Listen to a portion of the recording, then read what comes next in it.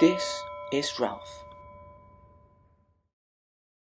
Ralph is the athletic, charismatic protagonist of Lord of the Flies, famously known overall for his invention of the conch.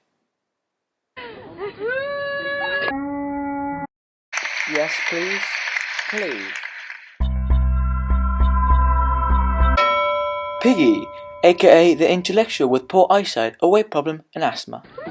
He's the most physically vulnerable of all the boys, despite his greater intelligence. Piggy normally relies on other people, as he requires this strength he needs to represent his ideas to the rest of the group, which are often snatched away from him. Also, he is killed at the end of the book. Spoiler alert. Houses! We need a fire! The strong-willed, egomaniacal kid, in short, the opposite of Ralph. Even from the beginning of the novel, he decides to achieve a greater power, stepping over corpses if it is required to. He slowly becomes more and more savage until an extreme, where he loses virtually all of his remaining sanity.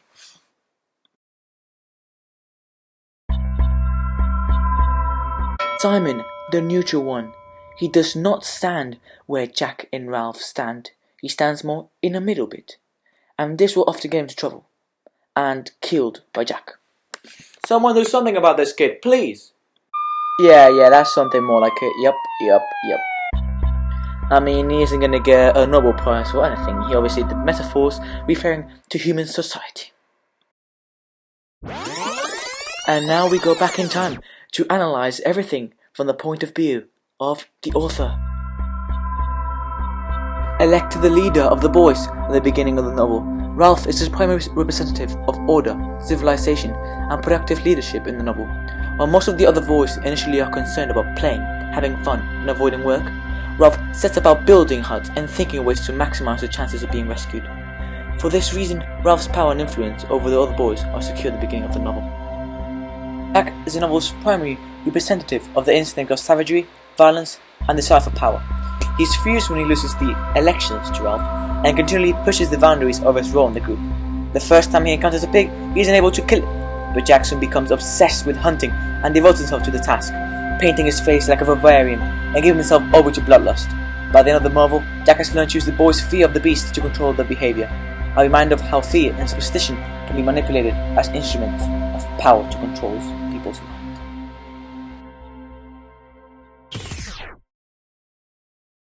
And now our next example is... How did that happen then? Piggy represents the rational world. By frequently quoting his aunt, Piggy is so intent on preserving some remnants of civilization in the island that he assumes improbably enough that Jack's raiders have attacked Ralph's group so that they can get the conch, and of course, they come for fire. Even up to the moment of his death, Piggy's perspective does not shift in response to the reality of the situation. He can't think as others think or value what they value, because his intellectual approach to life is modeled on the attitudes and rules of the authoritative adult world. Whereas Ralph and Jack stand at the opposite ends of the spectrum between civilization and savagery, Simon stands on an entirely different plane from all other boys.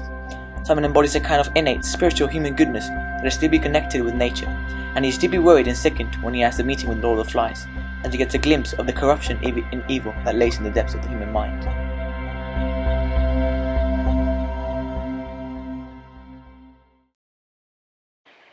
Let's be honest, this was the part you were waiting for.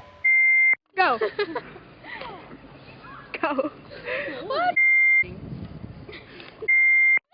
Maddie, get out of there! Can you stop? Oh my gosh, it's doing with a bunch of rocks and leaves. One. You need to do this. Go. You can't go like this. I want to build a wall. 3, 2, 1, action. Idiot. Gorgeous. I look gorgeous right now.